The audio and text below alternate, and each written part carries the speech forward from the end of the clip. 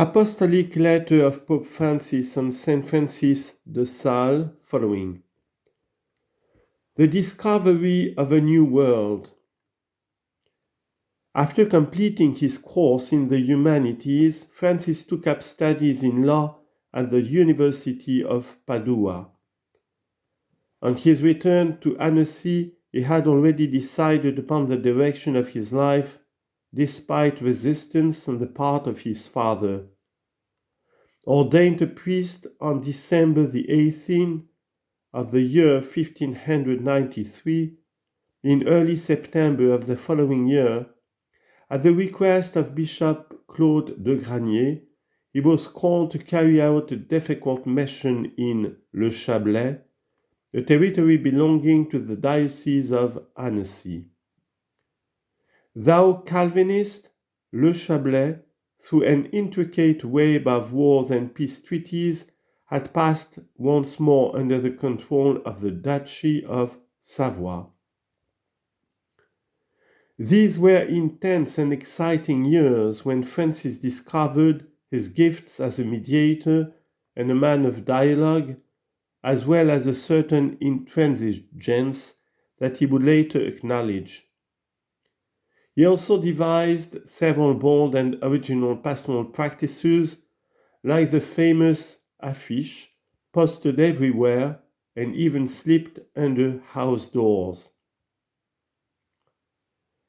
In 1602, Francis returned to Paris, charged with pursuing a sensitive diplomatic mission on behalf of Bishop de Granier at the specific direction of the Apostolic See, following yet another change in the political and religious landscape of the territory of the Diocese of Geneva. Despite the good intentions of the King of France, the mission was a failure. To Pope Clement VIII he wrote, "After 9 whole months I have been forced to retrace my steps, having accomplished almost nothing." Yet that mission proved unexpectedly enriching for him and for the Church from the human, cultural, and religious standpoint. In whatever free time his diplomatic negotiations allowed, Francis preached in the presence of the King of France and his court. He formed important friendships and, above all, immersed himself completely in the extraordinary spiritual and cultural blossoming of the modern capital of the kingdom. There, everything was in constant ferment. Francis was impressed and intrigued by the great issues emerging in the world, by the novel ways in which they were being approached, by the new and remarkable interest in spirituality and the unprecedented questions it raised. In a word, he sensed an authentic epochal shift that demanded a response couched in language both old and new. This was certainly not the first time that he had encountered individual fervent Christians, but now things were different. Paris was no longer the city devastated by the wars of religion that he had known in the years of his education, or by the bitter conflicts that he had seen in the Chablais. Instead, he encountered something unexpected, a flood of saints, true saints, in great numbers and in all places. There were men and women of culture, professors of the Sorbonne, civil authorities, princes and princesses, servants and maids, men and women religious. A whole world athirst for God in a variety of ways. Encountering those people and their questions was among the most significant and providential events of his life. Days that had seemed useless and unfruitful thus became an incomparable school for interpreting the spirit of the age without pandering of it. Francis, the skillful and untiring controversialist, was being transformed by grace into an insightful observer of his times and an extraordinary director of souls.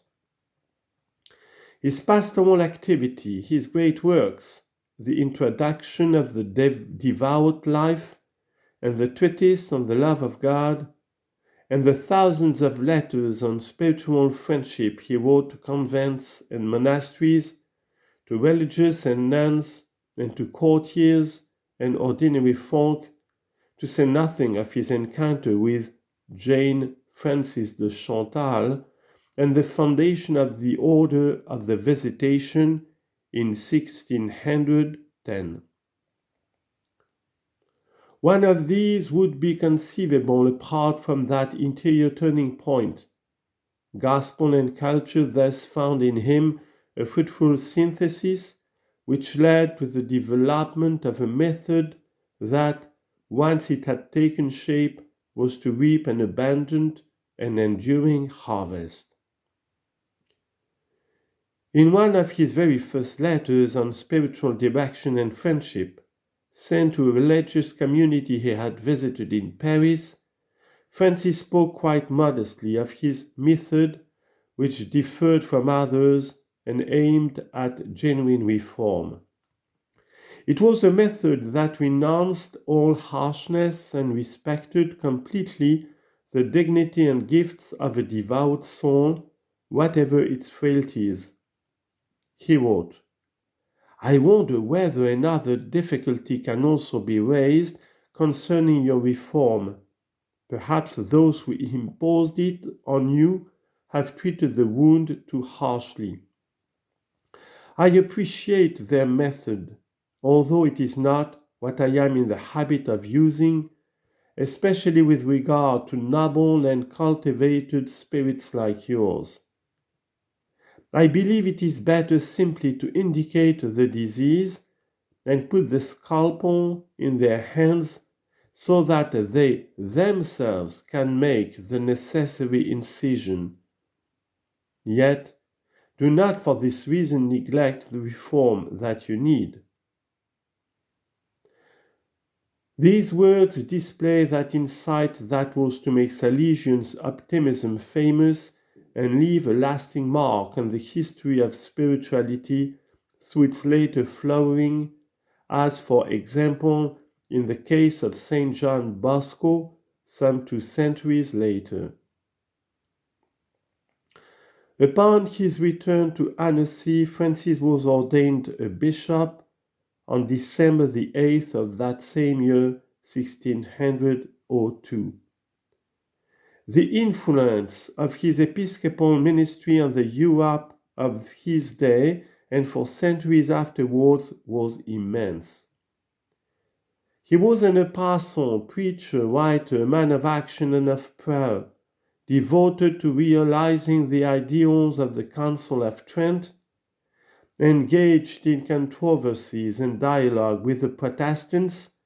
He came to realize increasingly, along with the need for theological discussion, the effectiveness of personal relationships and charity.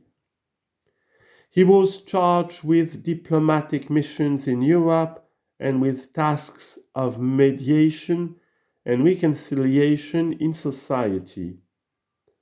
Above all else, Francis was an interpreter of epochal changes and a spiritual guide in an age of renewed thirst for God.